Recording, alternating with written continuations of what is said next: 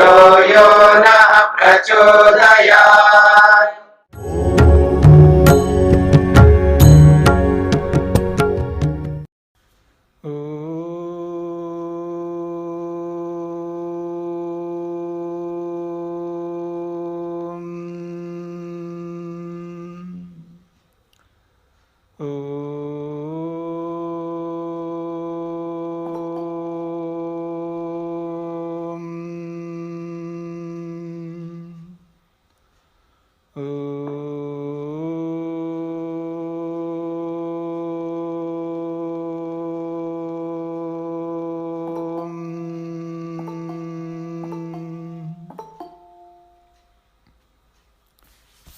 हाँ जी,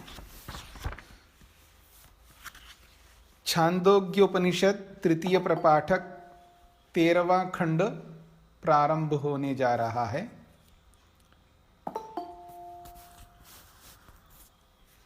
बारहवें खंड के अंत में हृदय आकाश को लेकर के चर्चा हुई है। उसी को आगे बढ़ाते हुए इस खंड में स्पष्ट किया जा रहा है।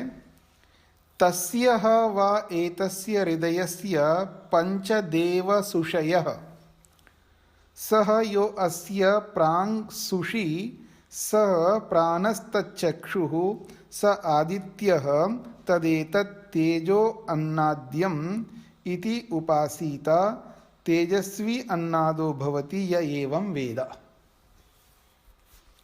कहते हैं तस्य व एतस्य हृदयस्य पंचदेव सुषय।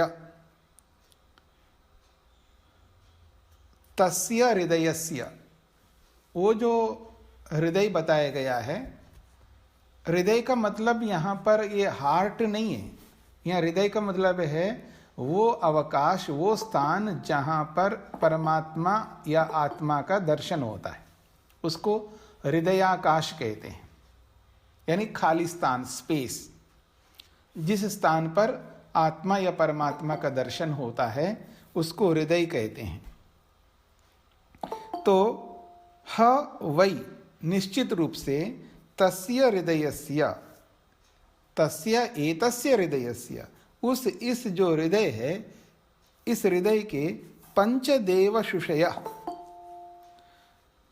5 जो है देव विद्यमान हैं और उन देवों के सुषय, सुषि कहते हैं छिद्र को, यानी 5 देवों के द्वार हैं जो देवता निवास करते हैं इस हृदय आकाश में।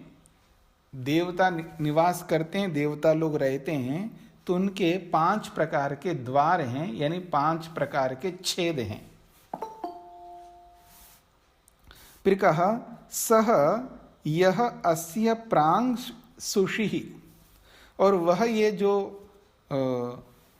हृदय है, सह यह अस्य, वह यह अस्य हृदयस्य, तो इस हृदय का जो यह प्रांग सुषि, जो पूर्व की ओर छेद है, छिद्र है, इस हृदय रूपी आकाश का एक कल्पना कर रहे हैं। इस हृदय रूपी आकाश के पूर्व दिशा की ओर जो छेद है, छिद्र है, सह प्राणः, उसको प्राण कहते हैं।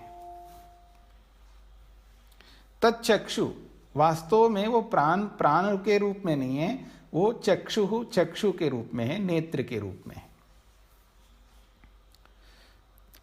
तो अब हृदय आकाश अपने आप में कुछ है ही नहीं है, तो हमको क्या करना है, इस हृदय आकाश को शरीर में स्वीकार करना है, क्योंकि हृदय आकाश शरीर में ही है। जो मनुष्य का शरीर है, तो इस शरीर के अंदर हृदय आकाश है, यानी एक प्रकार से इस शरीर को ही हृदय आकाश के रूप में समझ लीजिएगा। तो इस शरीर रूपी हृदय आकाश का जो पूर्व भाग है, सामने की ओर जो है, प्रांग का मतलब है सामने की ओर, यानी पूर्व दिशा की ओर। सुषि एक छेद है, छिद्र है, सप्राण, वहां प्राण रहता है, और उसी प्राण को चक्षु, चक्षु कहते हैं। तच्चक्षु, उसी प्राण को चक्षु कहते हैं। जैसे मनुष्य शरीर में पूर्व दिशा की ओर एक प्राण है, ये चक्षु है यानी आंख है, यही आंख रूपी जो चक्षु है वो बाहर जो सृष्टि है, ब्रह्मांड है, पूरा का पूरा ब्रह्मांड एक प्रकार से हृदय आकाश है। वो हृदय आकाश जो है वो परमात्मा का है। पूरे के पूरे ब्रह्मांड रूपी शरीर में निवास करता है परमात्मा। तो पूरा का पूरा ब्रह्मांड एक प्रकार से परमात्मा का शरीर है। जैसे जीवात्मा का मनुष्य शरीर निवास स्थान है, तो परमात्मा का जो है पूरा का पूरा ब्रह्मांड ही निवास स्थान है। तो उस परमात्मा को देखने के लिए या उसके जो साधन हैं, उन साधनों को बताया जा रहा है। तो जैसे हमारे शरीर रूपी हृदय में पूर्व दिशा की ओर आंख है, ऐसे ही ब्रह्मांड रूपी हृदय में पूर्व दिशा की ओर आदित्य है, सूर्य है। जैसे हम आंख के माध्यम से दुनिया को देखते हैं, तो परमात्मा जो है सूर्य के माध्यम से देखता है।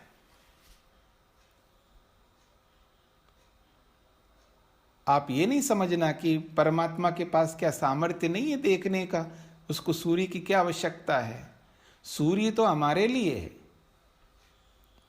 लेकिन अलंकारिक वर्णन है कि मानो कि जैसे लाइट है, मान लो विद्युत जला के आप लोग बैठे हैं अपने अपने कमरे में, बल्ब जल रहे हैं आपके, तो उस लाइट में, उस प्रकाश में आप देख रहे हैं, उसी प्रकाश में परमात्मा भी देख रहा है हमको। तो वो प्रकाश जैसे हमारे लिए वैसे परमात्मा के लिए। क्या इसका मतलब क्या अंधेरे में नहीं देख सकता परमात्मा, ऐसे आपके मन में आए? अंधेरे में भी देखता है, उसमें कोई बात नहीं है, लेकिन प्रकाश में भी तो देखता है भाई। देखता तो परमात्मा किसी भी जगह पर है, चाहे अंधकार हो चाहे प्रकाश हो। तो प्रकाश में भी हमें देखता है और अंधकार में भी देखता है। तो अंधकार हो या प्रकाश हो तो देखता तो है। तो एक प्रकार से प्रकाश भी तो साधक बन गए ना। जैसे अंधकार साधक है, ऐसे प्रकाश भी साधक है। इस दृष्टि से समझना है आपको। स आदित्य, तो ब्रह्मांड रूपी हृदय में जो पूर्व दिशा की ओर जो आदित्य है, वो परमात्मा के लिए एक प्रकार से चक्षु है। तो स आदित्य तदेतत् तेजः, उसी को तेज कहते हैं। वो जो आदित्य है उसी को तेज कहते हैं। और अन्नाद्यम, वो ही अन्नाद्य है। अन्नाद्य का मतलब है वो ही भोग्य है, क्योंकि सूर्य जो है भोग्य है हमारे लिए, और चक्षु भी भोग्य है। और इस भोग्य शब्द को लेकर के पीछे भी हमने विचार किया है। भोगने योग्य वस्तु को भोग्य कहते हैं, जिसे भोगा जाए वो भोग्य है। ये जो व्याकरण रूपी संस्कृत है, संस्कृत में जो व्याकरण है, ये शब्दों की व्याख्या करता है। ये व्याकरण मतलब इस शब्द का क्या अर्थ है उसको समझाने के लिए उसकी व्युत्पत्ति करता है व्याकरण, उसको एक्सप्लेन करता है। आपकी भाषा में कहूँ तो जो भी शब्द होता है उसको वो एक्सप्लेन करके बताता है, इस शब्द का ये अर्थ होता है। तो ऐसे ही एक होता है भोग, एक होता है भोग, और एक होता है भोग्य, और एक होता है भोक्ता। तो देखिए, भोक्ता अलग है, भोग्य अलग है, भोग अलग है। तो ये इन सारे शब्दों की व्याख्या करने के लिए व्याकरण की सहारा लिया जाता है। तो यहां भोग्य का मतलब है भोगने योग्य। तो ये जो सूर्य है ये अन्नाद्य है, यानी भोगने योग्य है। हम लोग भोगते हैं ना सूर्य को, यानी सूर्य भोगते का मतलब है उसको खाते हैं, ऐसा नहीं है। भोगने का मतलब है उसका उपयोग करना, उसका उपयोग लेना। हर वस्तु का उपयोग हम लेते हैं, जो जैसी वस्तु है उसका उपयोग वैसा ही करते हैं। खाने योग्य वस्तु है तो उसको खा लेते हैं, और जिसके माध्यम से हम देख करके उपयोग लेते हैं उसको देखने का काम करवाते हैं उससे। दीपक का काम है दिखाने का, तो सूर्य का काम भी दिखाने का। तो वो दिखाने का काम करता है सूर्य, इसलिए उसका दिखाने का कार्य हम लेते हैं। तो उसके माध्यम से जो भी हम देखते हैं उसको उपभोग करते हैं। तो इसका मतलब है भोग्य वस्तु है आदित्य। तो यही कहा जा रहा है।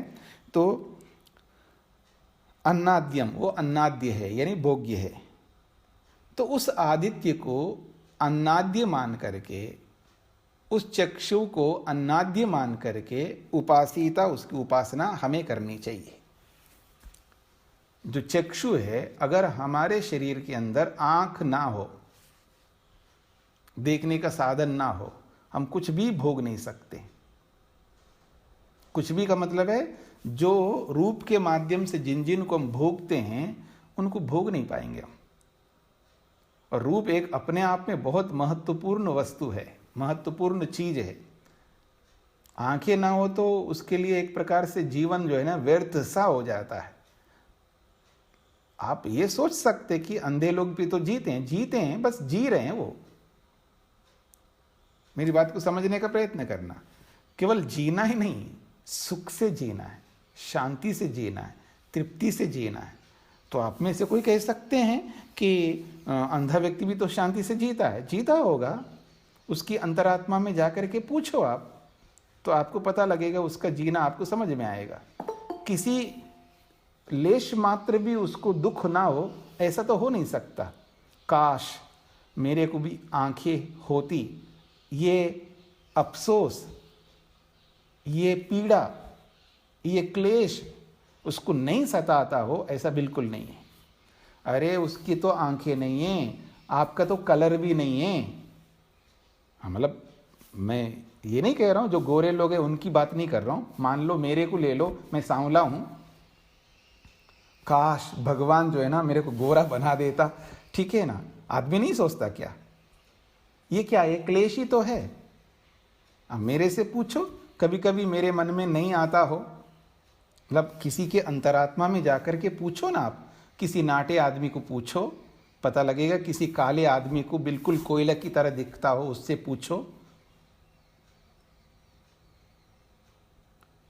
ये तो अलग बात है। अपने नाक को देकर के आप अपने आप से पूछो, काश भगवान जो है ना मेरा नाक इस तरह का ना बना के जैसे ऐसे बना देता, ऐसी आंखें दे देता, ऐसे कान दे देता।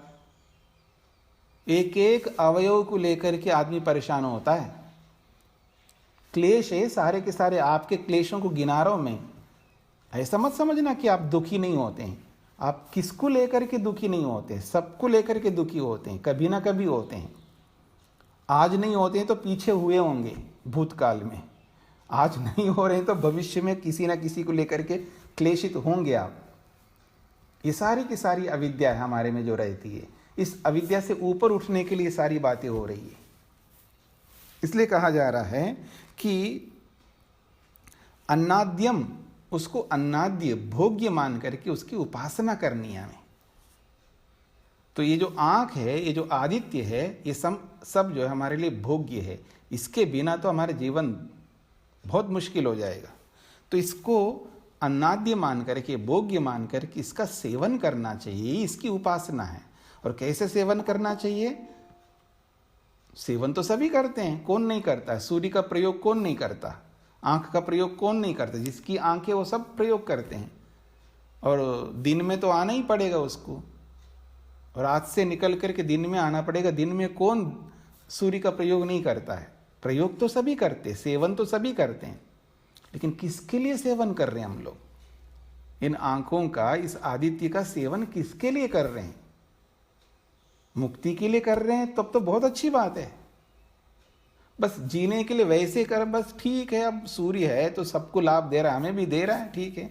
आंखें हैं तो है, सबको है, तो सबके पास है, मेरे पास भी है, तो ठीक है, जी रहा हूं। किसी से पूछो ना आप, क्या हाल है जी? बस जी रहे हैं, बस जी रहे हैं। तो ये जो जी रहे हैं, ये वाली स्थिति जो हमारे जीवन में कभी ना कभी आती है। तो ऐसी स्थिति में हम जो सेवन कर रहे हैं, उस सेवन का क्या अर्थ है? कोई प्रयोजन ही नहीं है। सेवन ऐसा हो किसी विशिष्ट प्रयोजन के लिए हम कर रहे हैं। जैसे कोई गिफ्ट देता है ना, किसी को पेन दे देता है, मान लो बहुत कीमती पेन, तो आप सिग्नेचर के लिए, हस्ताक्षर के लिए उसका प्रयोग करते हैं। नहीं ये तो कीमती है जी, हमेशा इसका यूज़ नहीं करता हूँ, कभी कभी कुछ बहुत अच्छा किसी को दिखाना हो या कहीं ऐसे, वही प्रयोग करते हैं। तो सेवन कर रहे हैं ना आप लोग उसका। तो जैसे ये जो सेवन है, ये उपयोग है तो किसी विशिष्ट प्रयोजन के लिए उपयोग कर रहे हैं ना, जैसे किसी न किसी वस्तु को, मतलब किसी के पास डायमंड्स हैं, वो उपयोग करता है, कभी पार्टी में जाते हैं, कभी शादी में जाते हैं, कभी किसी भी प्रसंग में जाते हैं, उसका उपयोग करते हैं। कपड़ों का उपयोग करते हैं, आप किसी विशिष्ट स्थिति में विशिष्ट पदार्थों का प्रयोग करते हैं। तो ठीक इसी प्रकार से सेवन तो ऐसा होना चाहिए कि मुक्ति के लिए अगर हम सेवन करते हैं इन आँखों का, इस सूर्य का, तब तो हमारा जीना सार्थक हो जाएगा। नहीं तो ठीक है, सभी सेवन करते हैं जी, सभी में हम लोग भी आ जाते हैं, ऐसा सेवन तो व्यर्थ हो गया हमारा, उसका कोई विशिष्ट प्रयोजन निकला ही नहीं है। मतलब कोई कीमती वस्तु हो और उसका प्रयोग ना करें, उसका सेवन ना करें, उस रूप में ना करें, तो फिर हमारा जीवन सार्थक कहाँ हुआ, निरर्थक हो गया। यानी भगवान ने हमें सब कुछ दे दिया और उसका प्रयोग नहीं किया, हमने उसका सेवन नहीं किया। तो ठीक इसी प्रकार से इस अन्नाद्य को, इस नेत्र को, इस आदित्य को हम अन्नाद्य यानी भोग्य मान करके उसकी उपासना करनी है, इन उसका सेवन करना है। ऐसा अगर हम करते हैं तेजस्वी भवति, वो हम स्वयं तेजस्वी हो जाते हैं। और अन्नादा भवति, हम लोग जो है अन्नाद बन जाएंगे, हम स्वयं सेवन करके दूसरों को सेवन कराएंगे। ये बहुत बड़ी बात है। अन्नाद्य का मतलब है स्वयं अन्न को खाना, स्वयं उस भोग्य को उपभोग करना और उस भोग्य वस्तु को दूसरों को उपभोग कराना। ये बहुत बड़ी बात होती है, करना और कराना। तो इसलिए कह रहे हैं तेजस्वी भवति अन्नाद्य अन्नादा भवति, वो अन्नाद भी बनता है, यानी दूसरों को उपभोग करवाता है। ये एवं वेदा, जो इस प्रकार इन विषयों को ऐसा जो जानता है, जो ऐसा इन विषयों को जानता है, वही तेजस्वी होता है, वही अन्नाद होता है, जो इस सूर्य को, इस नेत्र को जो है अन्नाद्य मान करके, भोग्य मान करके उसकी उपासना करता है या उसका सेवन करता है। ये इसका अभिप्राय है। अब आगे बढ़ते हैं। अथ यो अस्य दक्षिणः सुषिः स व्यानस्तश्रोत्रं स चंद्रमा तदेतत् श्री च यशश्च इति उपासीता श्रीमान यशस्वी भवति य एवं वेदा। पैटर्न वही है, एक ही जैसा चल रहा है। अथा, उसके बाद में चक्षु और आदित्य के बाद में बोला जा रहा है यह अस्य दक्षिणः सुषि, जो इस हृदय रूपी शरीर का जो दक्षिण भाग है, दक्षिण की ओर है, यानी दाएं ओर है। तो दाएं ओर जो छेद है वो क्या है, सव्यान, उसको व्यान मानना। और वो व्यान जो है तश्रोत्रम, वास्तव में वो व्यान नहीं है, वो व्यान के रूप में श्रोत्र है, यानी कान है। तो जैसे हमारे शरीर के अंदर ये जो कान है वो एक प्रकार से श्रोत्र है, एक प्रकार से क्या, श्रोत्र ही है, जिससे हम सुनते हैं, जिससे हम सुख लेते हैं। देखना, अगर जिसके पास कान ना हो, कितना बड़ा सुख से वंचित हो जाता है वो व्यक्ति, सुन ही नहीं सकता, उसको समझ में नहीं आता है क्या हो रहा है दुनिया में। कितने प्रकार के शब्द हैं, यानी किसी के शब्द को सुन करके जीवन का काया, बोलते ना, काया पलट हो जाता है उसका। जीवन जो है एकदम परिवर्तित होता है एक शब्द को सुन करके। और हम न जाने कितने शब्दों को सुनते हैं, पता नहीं कब किसका शब्द, किसकी वाणी और किसका वाक्य, किसका सेंटेंस, किसी का श्लोक या किसी का मंत्र जो बोला जाता है, उसकी बोली से, उसके शब्द से एकदम काया पलट, एकदम जीवन परिवर्तित हो जाता है। बहुत महत्व है। तो ये जो सुनते हैं हम लोग कानों से, श्रवण जो करते हैं, ये बहुत महत्वपूर्ण है। श्रवणेंद्री जो है हमारे लिए पता नहीं क्या, यानी आप देखिएगा, आपको मैं दूसरे शब्दों में बोलता हूं, जिसको ऐसे कुछ मिल जाता है ना, ऐसे ही, मतलब बिना मेहनत के, बिना पुरुषार्थ के, उसका जो वैल्यू है बिल्कुल नहीं रहता। मतलब उसका जो महत्व है उसको बिल्कुल कभी नहीं समझ में आता है।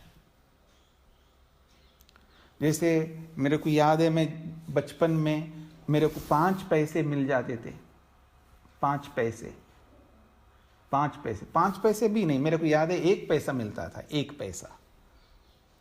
फिर उसके बाद 2 पैसे हो गए, उसके बाद फिर 5 पैसे हो गए, फिर उसके बाद 25 पैसे हो गए, वो अलग बात हो गई। तो 1 पैसा का जो वैल्यू है, जो आदमी 1 पैसा दे रहा है, उसको कितना उसका महत्व था उस जमाने में।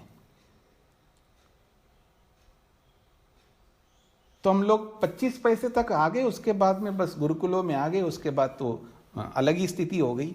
आज 25 पैसे क्या, 1 रुपये क्या, 10 रुपये क्या, 100 रुपये क्या।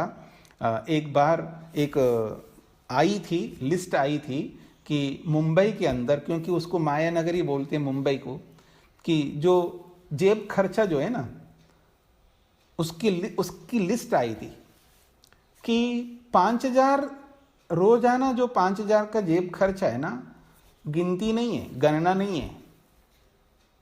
ये आज के दिन की बात नहीं है, कुछ समय पहले की बात हुई थी। आज के दिन तो पता नहीं क्या होता है, यानी हो सकता है 4-5 साल पहले की बात होगी। उस समय मेरे सामने एक लिस्ट आई थी कि मुंबई में जो जेब खर्चा दिया जाता है, बच्चों को लेते हैं, वो 5000 रुपये रोज के, उसकी गिनती नहीं है। फिर गिनती किसकी है? 10,000 की है, 20,000 की है, 25,000 की है, ऐसे ऐसे आया आगे। अब आज आप देखिएगा, आप किसी बच्चे के सामने 10 रुपये को रख दीजिएगा, उसको उसका वैल्यू कुछ नहीं पता लगेगा उसको, क्योंकि वो तो कमाया नहीं उसने। आप अपने पोता पोती जो भी आपके छोटे बच्चे आपके सामने आते हैं, उनको 100 रुपये दे दीजिए, उसको उनको दादी ने या नानी ने 100 रुपये दिया मेरे को, 100 रुपये, ठीक है ना। उसको ऐसे लगेगा नानी ने मेरे को या दादा ने या दादी ने मेरे को 100 रुपये दिया, 100 रुपये दिया है, इससे क्या होगा जी? नानी आपको कुछ पता ही नहीं है इस 100 रुपये में क्या आता है आज, ठीक है ना। मतलब उसको उसका महत्व ही पता नहीं है 100 रुपये का। और हमसे पूछो आज 100 रुपये का कितना महत्व है। तो कहने का अभिप्राय है, कोई वस्तु ऐसे दी जाती है, किसी को मिल जाती है, उसका कोई मतलब नहीं रहता। ठीक इसी प्रकार से जो हमारे को जो शरीर मिला है, और शरीर के एक एक जो पार्ट है, एक एक अवयव है, एक एक ऑर्गन है, कितनी कीमती है।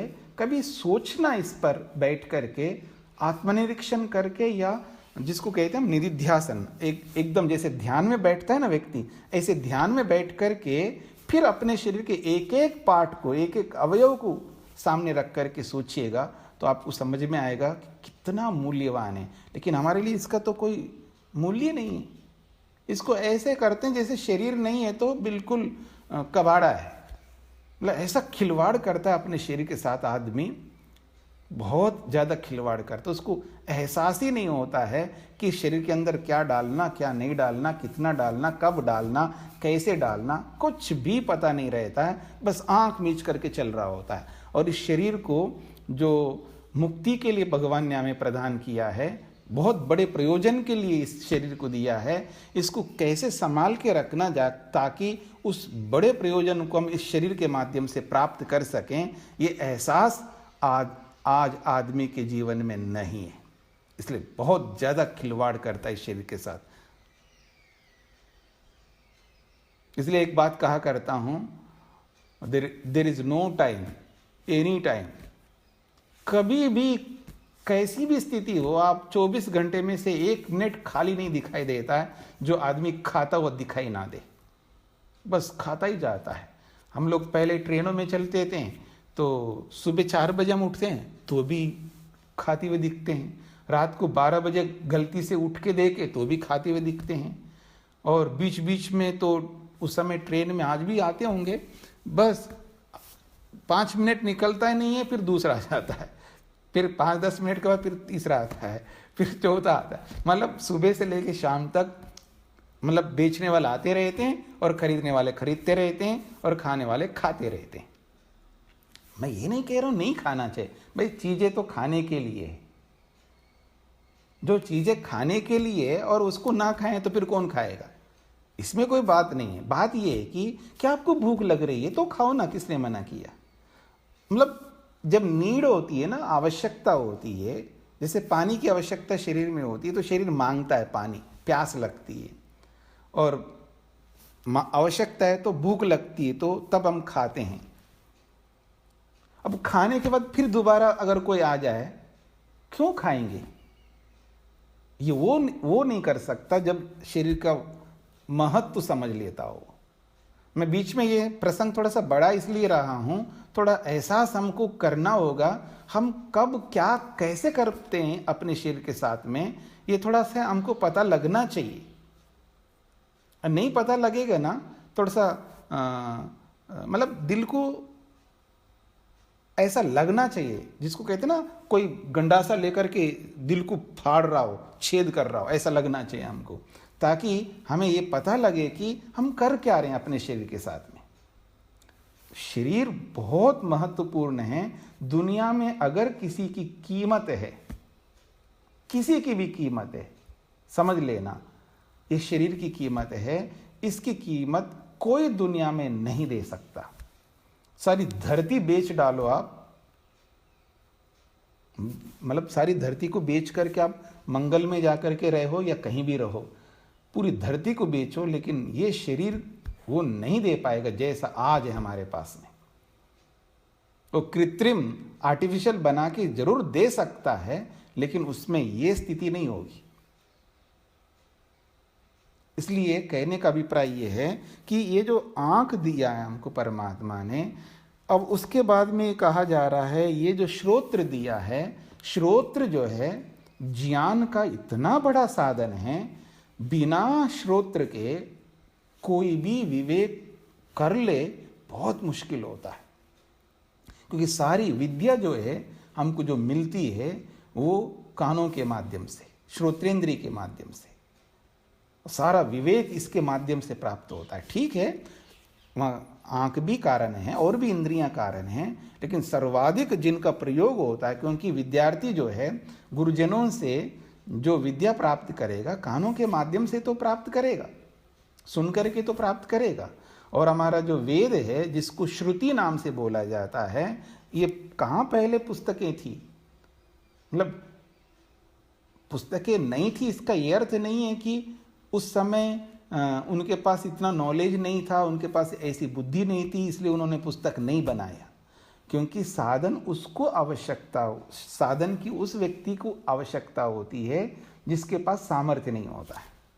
जैसे एक उदाहरण के लिए कि पहले जो है कोई भी गणना करते हैं ना, गणितीय या जो भी गणना करना, काउंट करना है, तो अपने आप करते थे, उनको दिमाग से करते थे।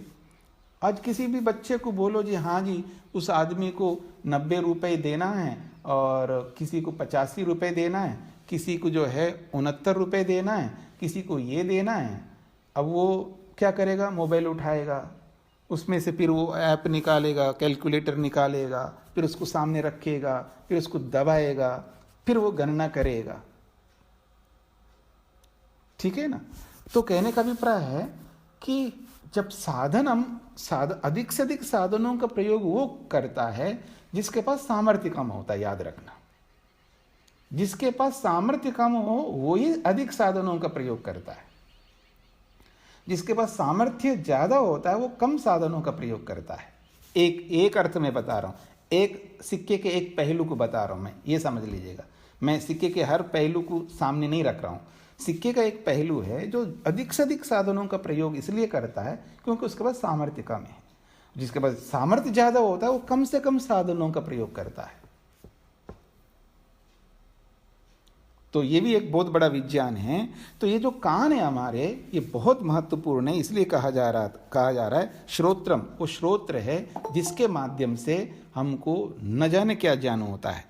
और जो बाहर जो ब्रह्मांड रूपी शरीर है जिसमें परमात्मा निवास करता है, वहां पर चंद्रमा, उसके लिए चंद्रमा है। वो चंद्रमा के माध्यम से अपना काम करता है। तदेतत् श्री, और वो ये जो चंद्रमा है एक प्रकार से ये जो चक्षु, ये जो श्रोत्र कहा है, मनुष्य के लिए श्रोत्र है और परमात्मा के लिए चंद्रमा है। तदेतत् श्री, उसको श्री कहते हैं, वो लक्ष्मी है। चंद्रमा जो है लक्ष्मी प्रदान करने वाला है। और ये जो श्रोत्र है हमारे लिए वो लक्ष्मी प्रदान करने वाला श्रोत्र है। उसके बिना हमें लक्ष्मी नहीं मिल सकती। लक्ष्मी अलग अलग प्रकार की होती है, भौतिक लक्ष्मी भी होती है और आध्यात्मिक लक्ष्मी भी होती है। और यशः च, वो यश भी है, क्योंकि चंद्रमा से यश मिलता है और चंद्रमा से श्री भी मिलती है, और श्रोत्र से हमें श्री भी मिलती है और श्रोत्र से हमें यश भी मिलता है। ये हमें समझना है। तो यही कहा जा रहा है, उस श्रोत्र को, उस चंद्रमा को श्री मान करके, यश मान करके उपासिता, उसकी उपासना करो, उसका प्रयोग करो, उससे जो लाभ हो सकता है वो लाभ लो। आदमी को, मतलब आदमी का जो विवेक है ना, जिसको आप नॉलेज कहते हो, वो विवेक का मतलब ये है कि अगर कोई वस्तु है, कोई भी वस्तु है, उसको यूज करना उसको आता है, ये जो विवेक है वो बहुत महत्वपूर्ण होता है। चीज के होते हुए भी उसका यूज नहीं कर पाए कोई आदमी, उससे अधिक दौर्भाग्यशाली दुनिया में और कोई नहीं हो सकता। कोई वस्तु है, वो किसी भी प्रकार की वस्तु हो, चाहे धन के रूप में हो, मकान के रूप में हो, जमीन के रूप में हो, पुस्तकों के रूप में हो, मोबाइल के रूप में हो, जिस किसी के भी रूप में कोई वस्तु है, वस्तु के होते हुए भी आदमी कंगाल की तरह रहता हो। कंगाल की तरह का मतलब है दुखी रहता हो। दुखी जो है वो कंगाल होता है आध्यात्मिक दृष्टि से। हर प्रकार का जो दुख जो भोग रहा है व्यक्ति, एक प्रकार से वो कंगाल है। कंगाल किसको कहते हैं? जिसके पास पैसा नहीं है, जिसके पास मकान नहीं है, जिसके पास गाड़ी नहीं है, जिसके पास वो नहीं है, ये नहीं है, उसको कंगाल कहते हैं ना आप, बाहर की दृष्टि से। और आध्यात्मिक दृष्टि से कंगाल वो है, वो दुखी है, वो आत्मा से दुखी है, मन से दुखी है, बुद्धि से दुखी है, पता नहीं संबंधों से दुखी है, उससे इससे सबसे दुखी रहता वो आदमी। तो वो उससे बड़ा कंगाल और क्या हो सकता है? तो कंगाल की तरह थोड़ा जीना है हमको। हमें उन साधनों का प्रयोग करके एकदम राजा की तरह जीना है। जैसे भौतिक दृष्टि से एक राजा की तरह कोई जीता है ना, वो भौतिक साधनों का प्रयोग करके वो राजा की तरह जीता है। ठीक इसी प्रकार से आध्यात्मिक साधनों का उपयोग करते हुए वो भी राजा की तरह जिए। ये है जीवन वास्तव में, उसको जीवन कहते हैं। तो यही कहा जा रहा है, उसको यश मान के, उसको श्री मान करके उसकी उपासना करो, वो भी श्रीमान भवति, वो स्वयं श्रीमान बन जाता है, वो भी श्री वाला, लक्ष्मी वाला बन जाता है।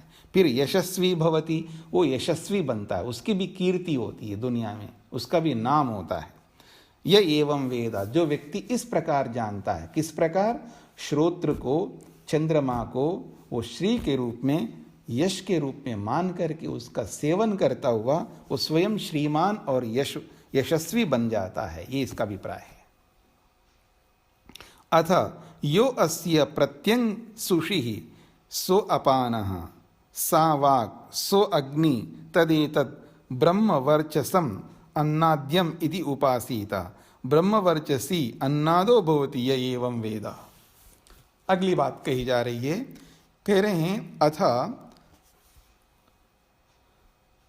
चक्षु, आदित्य, श्रोत्र और चंद्रमा, इनको बताने के उपरांत अस्या, इस हृदय रूपी जो शरीर है, इसका यह जो प्रत्यंग, प्रत्यंग का मतलब है जो पश्चिम दिशा की ओर, शुषि जो छिद्र है, छेद है, सो अपाना, उसको अपान कहते हैं। सा वाक, वो वास्तव में अपान नहीं है, वो उसको वाक समझ लीजिएगा, उसको वाणी समझ लीजिएगा। और जैसे हमारे शरीर में ये जो वाक है, ऐसे ही बाहर जो ब्रह्मांड रूपी शरीर में अग्नि है, सो अग्नि, वो परमात्मा के लिए अग्नि है। तदेतत् ब्रह्मवर्चसम, उसको ब्रह्मवर्चस कहते हैं। वो ब्रह्मवर्चस कहते हैं क्योंकि अग्नि से तेज की प्राप्ति होती है, अग्नि से ओज की प्राप्ति होती है, और वाक से भी ब्रह्मवर्चस प्राप्त होता है। जब वाणी का प्रयोग करते हैं हम लोग, उत्तम प्रकार से अपनी वाणी का प्रयोग करते हैं, तो उससे ब्रह्मवर्चस प्राप्त होता है। यानी ब्रह्मवर्चस के बहुत सारे अर्थ बताए थे यज्ञ के प्रसंग में। ब्रह्मवर्चस वेद को भी कहते हैं, ब्रह्मवर्चस वीरी को, रजवीरी को भी कहते हैं, ब्रह्मवर्चस को बल को भी कहते हैं, ब्रह्मवर्चस जो है जहाँ जहाँ जैसे जैसे प्रसंग आता है वहाँ वहाँ वैसा वैसा अर्थ होता है। तो यहाँ ब्रह्मवर्चस का अर्थ है तेज। तो वाणी का जो तेज है वो क्या है? तेज, ज्ञान है। वो ज्ञान कहाँ विराजता है? वो वेदों में विराजता है। तो वो ब्रह्मवर्चसम, वो ब्रह्मवर्चस मानता है उसको, यानी उस वाणी के माध्यम से वो वेद उसको प्राप्त होता है या वेद का ज्ञान प्राप्त होता है।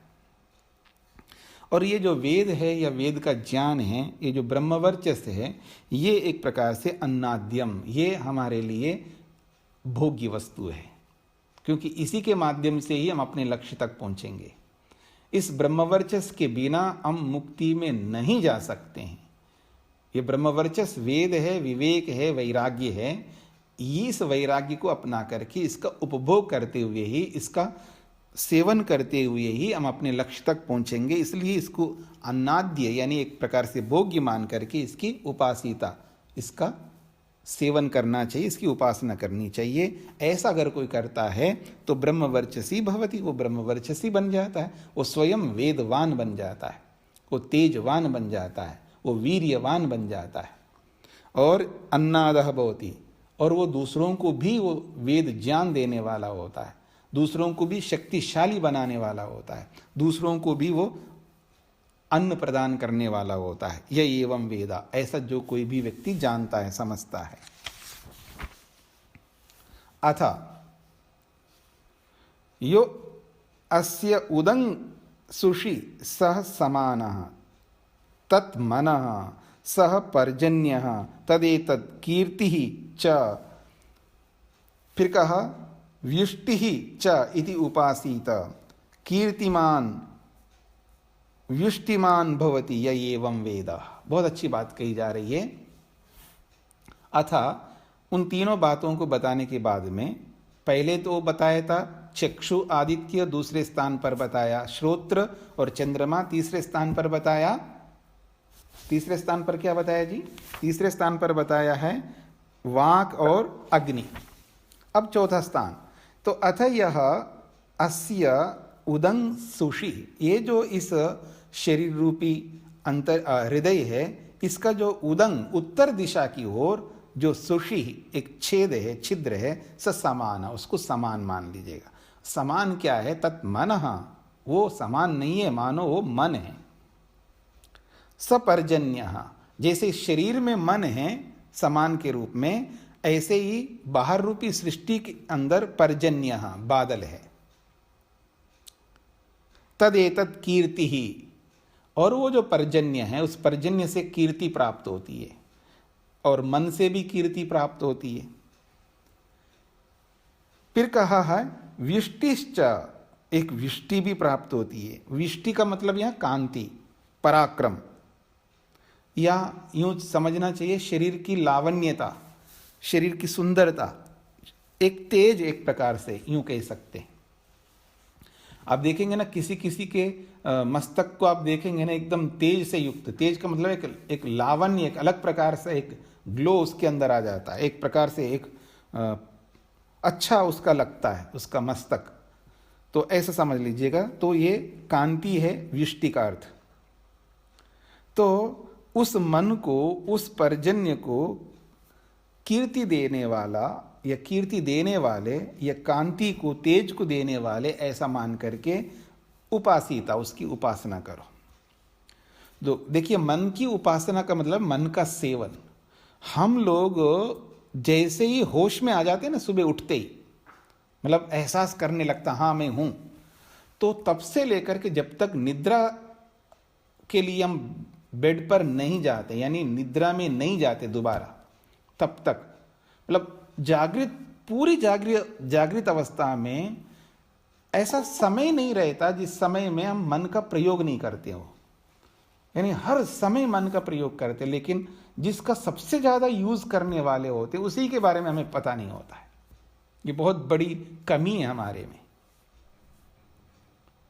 मतलब जिस मन का प्रयोग हम रात दिन करते हैं, पता नहीं वर्षों से करते हुए आ रहे हैं, और उसी मन के बारे में हमको ये बोध नहीं है कि ये है क्या आखिर मन। जैसे आंख के बारे में थोड़ा बहुत जानता है व्यक्ति, कानों के बारे में थोड़ा बहुत जानता है, और भी जो शरीर के और चीज़ों के लिए थोड़ा बहुत जितना भी वो जानता है, लेकिन मन के बारे में तो बिल्कुल नहीं जानता है। बस सुनी सुनी बातों को लेकर के जी रहा होता है। क्या करे साहब, मन नहीं मानता, मन तो ऐसा ही है, मन जहाँ लग जाता है वहीं लग जाते हैं हम लोग, मन की बात है, अब क्या करें, मन के हारे हारे और मन के जीते जीते। पता नहीं कैसी कैसी बातें करते हुए हम लोग अपने आप इतने दीनहीन कर लेते हैं। अनेक स्थानों पर जो है हम लोग भौतिक दृष्टि से अपने आप को दिखाते हैं कि मैं कम नहीं हूं। किसी भी दृष्टि से आप देखेंगे, धन की दृष्टि से, रूप की दृष्टि से, या परिवार की दृष्टि से, संबंधियों की दृष्टि से, और बहुत सारे प्रकार हैं आपके जीवन के। तो उन दृष्टियों से हम अपने आप को बहुत बड़ा दिखाते हैं हम लोग, मतलब छोटा कभी नहीं दिखाते किसी को। लेकिन आध्यात्मिक दृष्टि से जब वो अपने आप को दिखाता है ना, इतना कमजोर दिखाता है व्यक्ति, बस पूछिएगा मत। क्या करूं साहब, मैं सालों से लग रहा हूं लेकिन मन नहीं लगता है मेरा। रोता है आदमी, ऐसे रोने लगता है, मतलब मन नहीं लगता है, मैं परेशान हूं, मैंने बहुत पूछ लिया, बहुत पता नहीं कितने कितने बड़े बड़े योगियों से मिला, वो उससे मिला, किसी ने मेरे को नहीं बताया मन को कैसे रोका जाए। ऐसा लगता है जैसे कि ये बहुत बड़ा मेहनती है, बहुत बड़ा आदमी है, इसमें बहुत लगा हुआ है। दोष सामने वालों के ऊपर डालता है कि मेरे को आज तक ऐसा कोई आदमी नहीं मिला जो मेरे मन को टिका सके, या मेरे मन को लगवा सके, मेरे को समाधि लगवा सके, ये कर सके, वो कर सके। दूसरों के ऊपर डाल देता है व्यक्ति। यानी इतना कमजोर हो जाता है अपने आप में कि वो अपने मन को समझ नहीं पाया। क्यों? क्योंकि मन के साथ जीता नहीं, वो मन पर ध्यान नहीं देता है। मन के साथ जीने का मतलब है जैसे हमारे बच्चे होते हैं ना, छोटे बच्चे, जब उनको सेटल करना होता है, क्या रात दिन एक करते बाप, तो पिता जो है ना, बच्चे को सेटल करने के लिए पता नहीं क्या पापड़ पेलता है व्यक्ति, कमाल क्या मेहनत करता है। उसको जब तक सेटल नहीं करता है ना, उसको बस हाथ धो करके पड़ता है उसके पीछे।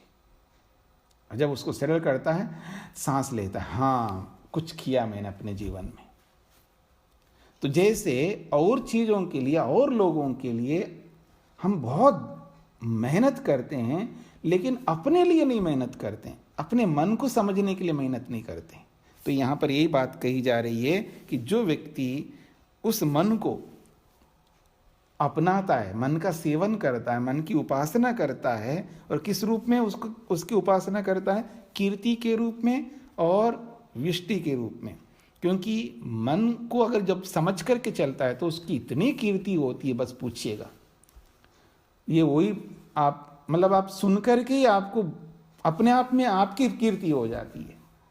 कोई कहे कि चाहे सारी दुनिया एक तरफ हो जाए, लेकिन अगर मैं नहीं चाहता हूं तो कभी नहीं करता। मेरे मन को जो मैं आदेश करता हूं वही होता है। मदारी का खेल देखा होगा आप में से किसी ने, जिसने भी नहीं देखा हो तो जरूर देख लेना। और प्रत्यक्ष नहीं देख पाए तो आजकल कोई किसी ने रिकॉर्डिंग किया होगा, उसको देख लेना। मतलब आजकल यूट्यूब में सब मिल जाते हैं ना आजकल। तो मदारी का जो खेल है ना, गजब का होता है। मतलब एक मदारी एक बंदर को नचाता है, दोनों चेतन होते हैं। मदारी भी चेतन है और बंदर भी चेतन है। मतलब एक चेतन को नचाना बहुत इजी है, बहुत सरल है। मतलब कोई पति पत्नी को नचाता है, बहुत बड़ी बात नहीं है। पत्नी पति को नचाती है, कोई बहुत बड़ी बात नहीं है। सास जो है ना, बहू को बहुत नचाती है, या बहू सास को नचाती है, इसमें कोई बहुत बड़ी बात नहीं है। देवर होता है, वो भाभी को नचा सकता है, या भाभी जो है वो देवर को नचा सकती है, जेठ को, जेठानी को, जिस किसी को भी हम एक दूसरे को खूब नचाते हैं। मतलब उनको जीना आराम कर देते हैं एक प्रकार से। आध्यात्मिक दृष्टि से बोलूं या भौतिक दृष्टि से बोलूं, किसी भी दृष्टि से बोलूं, बहुत दुखी कर देते हैं हम लोगों को। यानी एक चेतन को काबू में रखते हैं सब लोग अपने अपने ढंग से। कोई बहुत बड़ी बात नहीं है। बड़ी बात तो वो होती है आप चेतन होकर के किसी जड़ वस्तु को नचा करके दिखाइए। आप लिविंग बीइंग है ना, आप चेतन हो ना, एक नॉन लिविंग थिंग को आप नचा करके दिखाइएगा, तब मानूंगा कि मैं, हाँ आप बहुत बड़े आदमी हैं। चेतन को नचाना तो ईजी है ना, क्योंकि सब कमजोर लोग हैं, बहुत कमजोर हैं। उसकी कमजोरी आपको पकड़ में आ जाए ना, वो आप वो होता ना धुम मिलाते हुए पीछे पीछे हो जाएंगे। चाहे वो पति हो, पत्नी हो, गुरु हो, शिष्य हो, देवर हो, देवरानी हो, जेठ हो, जेठानी हो, कोई भी दुनिया का कोई भी रिलेशन रखने वाला हो, सब आपके पीछे हो जाएंगे, क्योंकि उसके नस को आप पकड़ लेते हैं, उसकी कमजोरी को पकड़ लेते हैं। लेकिन किसी जड़ वस्तु को नचा के दिखाइएगा, प्राण को नचा के दिखाइएगा, पता लगेगा आपको। प्राण है ना, जो हम लोग लेते हैं ना, इनहेल एक्सहेल करते हैं, प्राण, अपान, व्यान, उदान, समान, जो 5 प्राण हैं, और उपप्राण भी है, कूर्म, कृकल, देवदत्त आदि।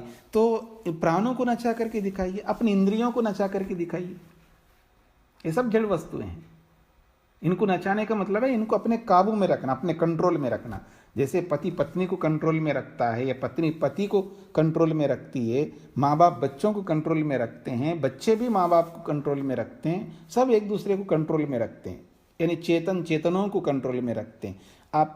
आपका मतलब हम में से कोई भी ऐसा करके दिखाए, हाँ मैं अपनी आंखों को अपने कंट्रोल में रखता हूँ, अपने कानों को अपने कंट्रोल में रखता हूँ, अपनी वाणी को अपने कंट्रोल में रखता हूँ, जो भी मेरी इंद्रियां हैं उन सबको मैं अपने कंट्रोल में रखता हूँ, और मन को तो बिल्कुल उसको हिलने नहीं देता हूँ। मैं जैसा मैं चाहूँगा वैसा ही मन करता है।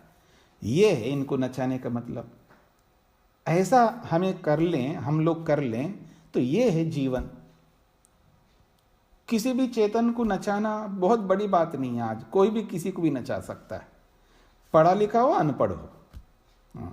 आप बहुत बड़ी पढ़ाई किए हुए हैं ना, कोई डॉक्टर है, कोई इंजीनियर है, कोई प्रवक्ता है, कोई कुछ भी है, या आप ये भी कह सकते कोई सन्यासी है, कोई महंत है, कोई फलाना है। हम दूसरे एक दूसरों को नचा लेंगे, कोई बहुत बड़ी बात नहीं है। बड़ी बात तो वो है कि जड़ वस्तुओं को हम नचा करके दिखाएं, वो उनको अपने काबू में रख करके देखें।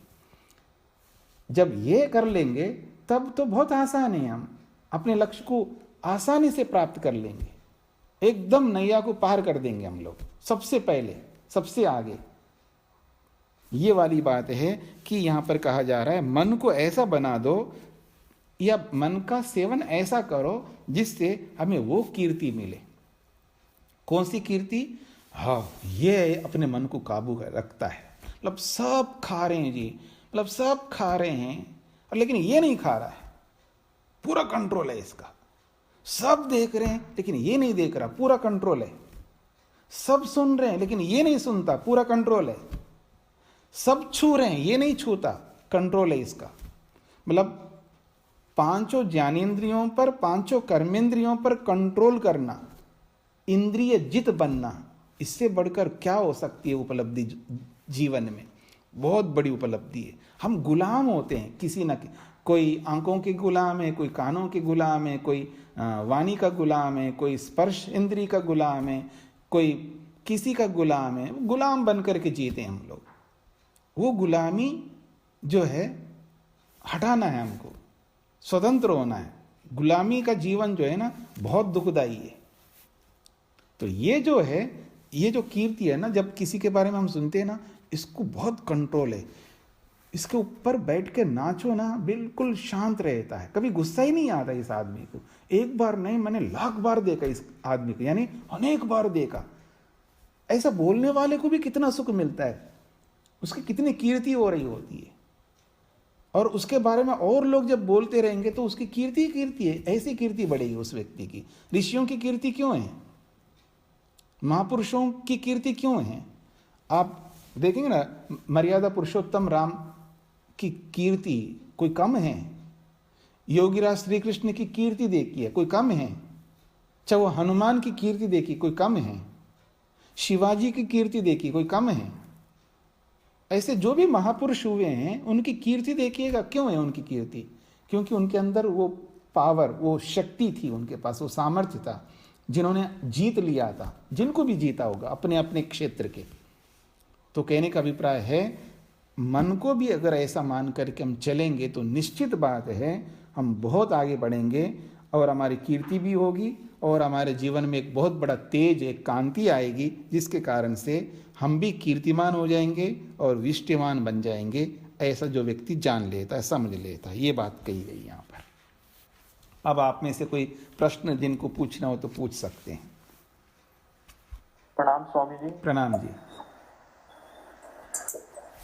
जी स्वामी जी, मेरा क्वेश्चन था वो प्राणायाम के बारे में था।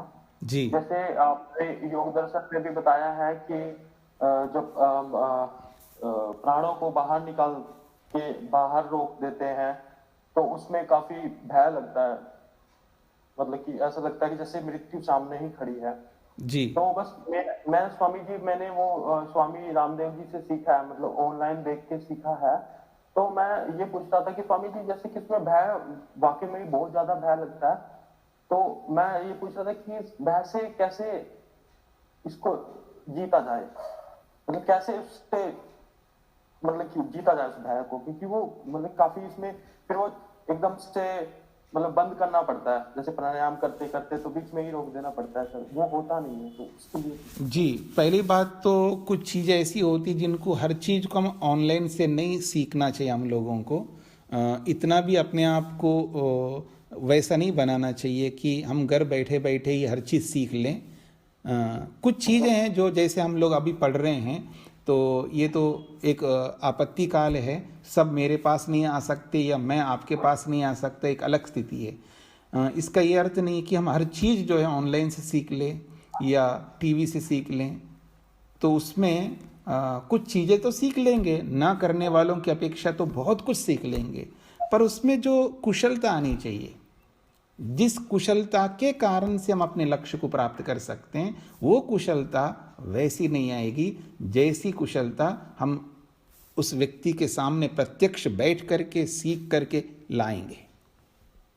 तो इसलिए मेरा आपको सलाह ये है कि जो भी आपने सीखा अच्छी बात है, उससे लाभ भी मिलता है, लेकिन हानियां भी होती है।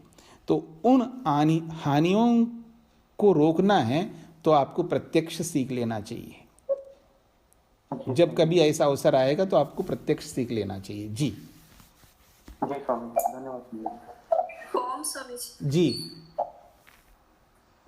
स्वामी जी, ये पहला मंत्र में चक्षु, पिंड में चक्षु है और ब्रह्मांड में आदित्य ऐसा बताया गया है, तो जी। वो तो थोड़ा समझ में आ गया, मगर इधर दूसरा मंत्र में श्रोत्रम और ये चंद्रमा, ये जी। थोड़ा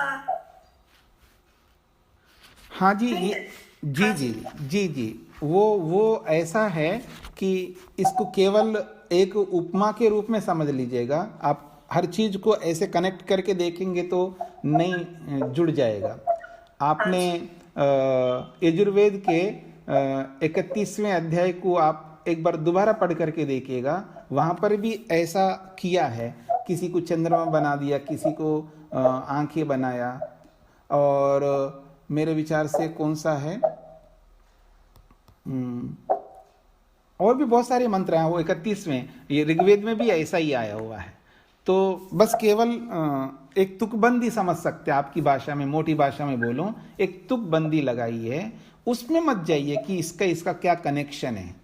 ये देखिएगा कि जो बात कही जा रही है, श्रोत्र और चंद्रमा को लेकर के बात कही जा रही है। श्रोत्र मेरे लिए कितना उपयोगी है और भौतिक दृष्टि से चंद्रमा कितना उपयोगी तत्व है मेरे लिए, बस इतना ही देख लीजिएगा। उसके अंदर डीप में जाकर के मुख्य विषय से भटकना नहीं है हमको। जो शिक्षा उससे लेना है वो शिक्षा ले लीजिएगा, क्योंकि हर बात हर समय हमको समझ में नहीं आएगी।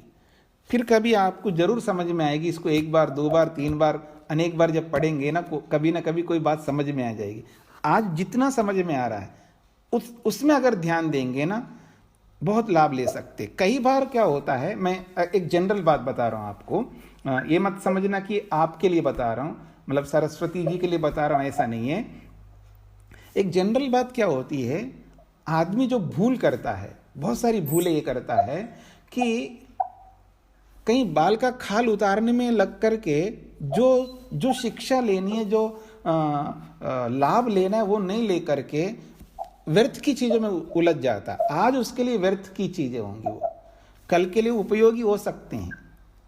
यानी आज जितना हम समझ सकते हैं उसको तो हम ना समझे, और जिसको हम नहीं समझ पाते हैं या नहीं समझ न समझने का सामर्थ्य है, उसमें हम अगर उलझ जाएं तो ये तो जाएगा ही जाएगा जिसको हम समझ सकते हैं, और जिसको नहीं समझ पाते हैं वो भी गया, तो ये भी गया वो भी गया, बीच में लटक करके रहेंगे। तो इस दृष्टिकोण से मैं ये नहीं कहना चाहता हूँ कि इसका तुक मतलब ये संबंध ये सब बता दूँ आपको तो आपको क्लियर हो जाएगा, तो हर बात नहीं बता सकता मैं भी, हमको मोटा मोटा ही लेकर के चलना पड़ेगा। लेकिन इतना आप समझने का प्रयत्न करिएगा कि कोई भी व्यक्ति कुछ बताता है या कुछ हम सुनते हैं, उसमें से 100% हमको समझ में नहीं आएगा। हो सकता है किसी किसी को हम समझ लें, लेकिन उसमें से जो समझ में आ रहा है ना, अगर हम उस पर फोकस करें, उस पर ध्यान दें, तो हम धीरे धीरे बहुत आगे बढ़ सकते हैं। अब किसी ने 10 बातें बताई, उसमें से 2 बातें हमको बिल्कुल समझ में नहीं आ रहा है, तुक भी नहीं लग रहा है, उसमें व्यर्थता भी लग रही है, और बताने वाले के प्रति उसके कारण से अश्रद्धा भी उत्पन्न हो रही है 2 बातों में, लेकिन 8 बातों पर हमारा ध्यान ही नहीं जा रहा है। मतलब कई बार होता है जैसे शंका समाधान करते हैं, प्रश्नोत्तर करते हैं, जिज्ञासा समाधान करते हैं, किसी ने कोई प्रश्न किया, उसका उत्तर दिया, और उस उत्तर से वो संतुष्ट नहीं हो पा रहा है, और उसमें सारा दिमाग लग जाता है व्यक्ति का, और बाकी जो उत्तर है उस पर कोई ध्यान नहीं होता है। ऐसे करके हम लोग अपने आप को पीछे धकेलते हैं, अपने मार्ग में आगे बढ़ने की अपेक्षा पीछे अपने आप को कर लेते हैं।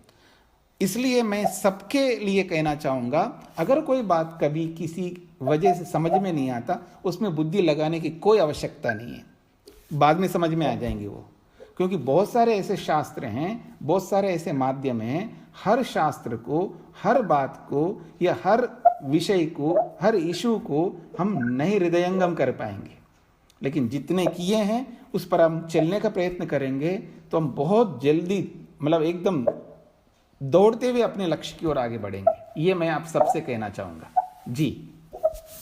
धन्यवाद स्वामी जी। हाँ जी, नमस्ते स्वामी जी। नमस्ते जी। स्वामी जी, जैसे हमने इसमें पढ़ रहे हैं तो इसमें हृदय के बताया है कि पूर्वी द्वार, पश्चिमी द्वार, है ना, उत्तरी, जो ये पढ़ रहे हैं, तो हम इसको शरीर से भी कोरिलेट कर सकते हैं। हाँ जी, हाँ जी, जी जी, ऐसे ही बताया था मैंने। पूर्वी भाग जैसे नेत्र, जी जी, कर सकते हैं। धन्यवाद स्वामी जी। प्रणाम स्वामी जी। जी प्रणाम जी। कल के विषय में आपने कहा कि मात्रा का मतलब जितना टाइम मात्रा बोलने में लगता है वो है मात्रा, मगर तैत्तिरीय उपनिषद में तो मात्रा बलम कहा है ना स्वामी जी, तो दोनों में कैसे कोरिलेट करें? नहीं, वो अलग प्रसंग में है, ये अलग प्रसंग में।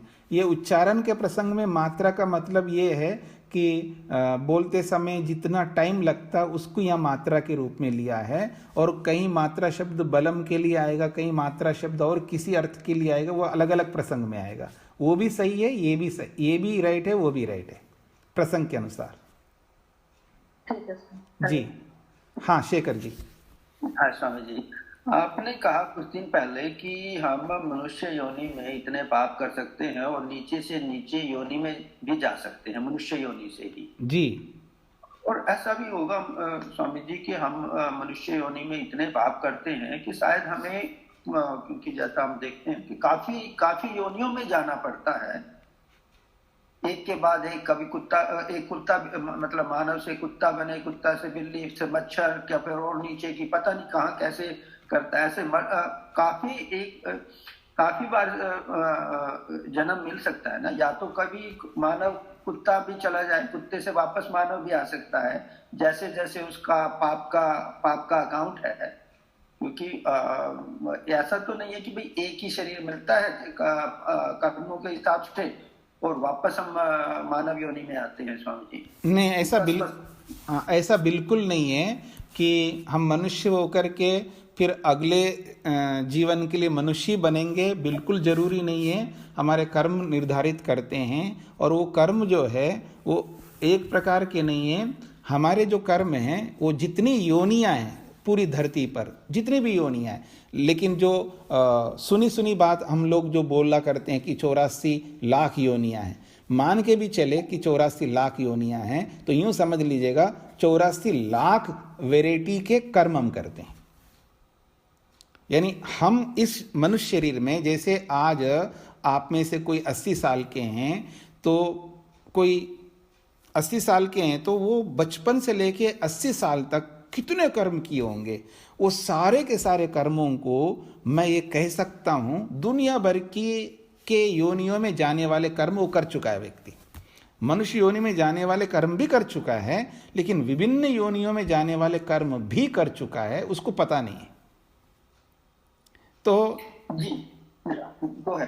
हाँ जी, फिर जब हम लोग इस शरीर को छोड़ देते हैं तो वर्तमान जन्म में जितने भी कर्म किए उन सारे कर्मों को भी सामने रखता है परमात्मा, और पिछले जो स्टोर में है यानी बैंक बैलेंस के रूप में जो कर्म है उनको भी सामने रखता है। तो जितने भी वैरायटी के कर्मों के स्टोरेज को सामने रखता है, यानी उन अकाउंट्स को सामने रखता है, तो फिर देखता है किस अकाउंट में कौन से कर्म ज़्यादा हैं। यदि मनुष्य वाले कर्म ज़्यादा है तो पहले मनुष्य योनि में भेजेगा, फिर वो पूरा करके जब आएगा तो फिर सारे अकाउंट्स को सामने रखता है, फिर कौन सा अकाउंट ज़्यादा दिखाएगा बैलेंस। तो यानी परमात्मा उस अकाउंट में सारे कर्मों को फल के रूप में नहीं देता है, हमेशा बैलेंस रखता है, और बैलेंस भी अपार रहता है। स्विस बैंक के बारे में सुना है ना, स्विस बैंक जो वहाँ जो क्या नाम है स्विट्जरलैंड में है, मतलब अथाह पैसा है वहाँ पर, और कई बार आदमी जो है इतना पैसा डालता है उसको भी पता नहीं रहता होगा, मतलब इतना पैसा है, उसको निकालते जाओ और भी पैसा है उसके पास, इतना अपार धन है व्यक्ति के पास। ठीक इसी प्रकार से हमारे एक एक अकाउंट में अथाह कर्म हैं, क्योंकि हम अनगिनत अनकाउंटेबल कर्म करते हैं अपनी दृष्टि से। तो हर अकाउंट में दुनिया भर के कर्म है, मतलब ढेरों कर्म है। पैसे की दृष्टि से आप देखेंगे ना तो यूं समझ लीजिए आपके कर्म रूपी पैसा ही पैसा है आपके पास में। तो हर अकाउंट को सामने रखेगा और सारे अकाउंटों में किस अकाउंट में सबसे ज्यादा कर्म है उस योनि के, सबसे पहले उस योनि में भेजेगा। तो जब भेजेगा तो उन सारे कर्मों का फल के रूप में नहीं भेजेगा, उनमें से कुछ ही निकालता है, फिर उसको वो शरीर दे करके भेज देता है। मान लो कुत्ते का अकाउंट सामने आ गया है कि मैं कुत्ते कर्म बहुत ज़्यादा करता हूँ, उदाहरण के लिए कि कुत्ता जो है वो उल्टी करके वापस उसी को खाता है, उसके अंदर एक बहुत अवगुण है, गुण भी अच्छा गुण भी है लेकिन एक अवगुण भी है, जिसको वो छोड़ता है फिर वापस उसी को खाता है। ये काम आदमी करता है, वो संकल्प लेता है जी मैं गलत काम नहीं करूंगा, फिर वापस करता है, फिर संकल्प लेता है, फिर वापस करता है। तो इसका मतलब वो कुत्ते का कर्म कर रहा है एक प्रकार से। तो उसके उस अकाउंट में इतने कर्म बढ़ गए, वो कुत्ते के अकाउंट के अंदर दुनिया भर के कर्म हो गए। और मनुष्य वाले कर्म भी है लेकिन वो कम हो गए, कुत्ते वाले ज़्यादा हो गए उसके। तो भगवान क्या करेगा, सबसे पहले कुत्ते वाले कर्मों को सामने रखेगा, उसमें से कुछ निकालेगा और फिर कुत्ते के योनि में भेज देगा। और कुत्ते का 10 साल का, 20 साल का, 25 साल का, जितना का भी उसका समय होगा वो भोगेगा, वापस आएगा। वो जब आएगा तो फिर सारे अकाउंट्स को सामने रखेगा, फिर जिस अकाउंट में अधिक कर्म जो शो करेगा फिर उस योनि में जाएगा। अगर मनुष्य वाला ज़्यादा शो करेगा तो मनुष्य में भेजेगा। इस तरह का भगवान जो है ना उसको बैलेंस करता रहता है। जी जी स्वामी जी समझ गया जी आप।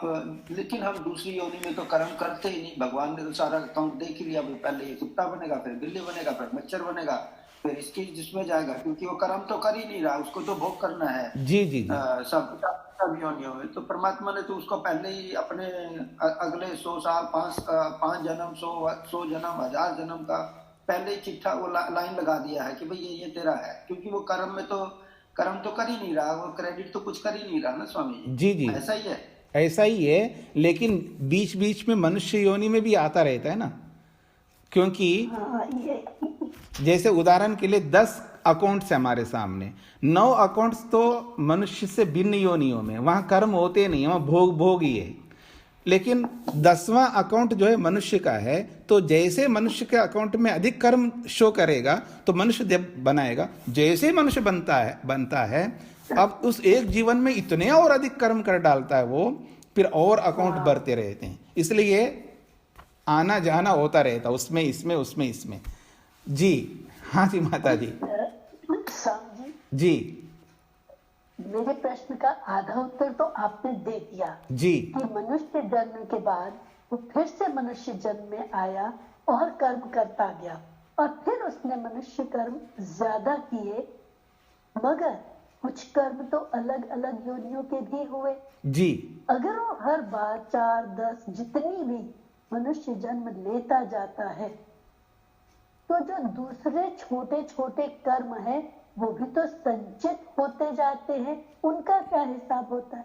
हाँ, वो संचित ही रहेंगे, वो वेटिंग में रहेंगे। वेटिंग लिस्ट जो है ना बहुत लंबी होती है, तो वेटिंग में रहेगा। मान लो 1000 बार मनुष्य बन रहा है, इतना दूध का दुला हुआ वो आदमी है, हर बार मनुष्य बनता है और हर बार मनुष्य बनने लायक कर्म करता है, तो 1000 जन्मों तक किया है। लेकिन ऐसा तो है नहीं कि अनंत काल तक वो मनुष्य जन्म वाले ही कर्म करेगा, नहीं करता है, क्योंकि वो दोष तो करता ही है ना बीच बीच में, और जब दोष करेगा तो और योनियों वाला भी करेगा, जब और योनियों वाला करेगा तो वो बीच बीच में बढ़ते जाएंगे, लेकिन एक दिन जरूर आएगा वो योनि वाले कर्म बढ़ जाएंगे तो ये वाला घट जाएंगे। जी ऐसा होता रहता है। अब ये जो अन्य योनियों वाले कर्म हैं, इतनी बार मनुष्य बनने के बाद वो उसके केवल संचित कर्म रह जाएंगे या चिर संचित कर्म बन जाएंगे? एक बात फिर बताए, संचित कर्म और चिर संचित। मैंने चिर, ऐसा हाँ, सुना है कि संचित और चिर संचित कर्म, ऐसा है, संचित कर्म भाग्य विधाता बन जाते हैं कभी कभी। चिर संचित का मतलब यही होता है कि वो बार बार मनुष्य बनता जाएगा, तो उसके जो और योनि वाले जो कर्म हैं वो धीरे धीरे वो और दूरी होती जाएगी उसकी, तो वो सिर संचित के रूप में बन जाएंगे। लेकिन वो हमेशा के लिए चिर संचित नहीं रहेंगे, वो मतलब अप एंड डाउन होता रहता है। जैसे सेंसेक्स होता है ना, कभी बढ़ जाता है, कभी घट जाता है, कभी बढ़ जाता है, कभी घट जाता है, तो ऐसे ही हमारे कर्मों के अकाउंट्स भी ऐसे ही चलते रहते हैं। बहुत बहुत धन्यवाद स्वामी जी। एक प्रश्न और मैं बहुत दिन से पूछना चाह रही हूँ। जब आप यज्ञ की बात कर रहे थे जी, एक समय ऐसा था जब मेरा हवन करने का दैनिक के जैसे आदत थी, मन भी करता था और कोई साथ नहीं होता था, तो मैंने फिर अकेले करना शुरू कर दिया। बहुत पुरानी बचपन की याद आई कि अरे भाई, जब कोई खाने के लिए साथ में नहीं है तो भी खाना बनाते हो, खाते हो, सब काम करते हो, तो इसको करने में क्या हर्ज है? पर बहुत से लोग अकेले हवन करने को गलत दृष्टि से भी देखते हैं कि पता नहीं क्या कर रहे हैं।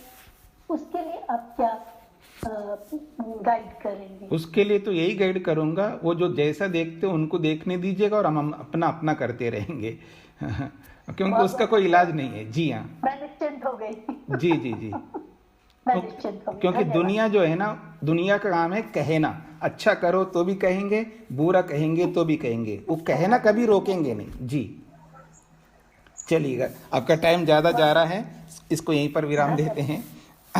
तो सबका सार ये है, प्रश्नोत्तर का भी और आज के पाठ का भी सार ये है कि हम लोगों को, सभी लोगों को ध्यान उसमें देना है जो हमें समझ में आ रहा है, और जो नहीं समझ में आ रहा है उसमें ध्यान वर्तमान में ना दिया जाए, भविष्य के लिए उसको रख दिया जाए, तो हम बहुत आगे बढ़ेंगे।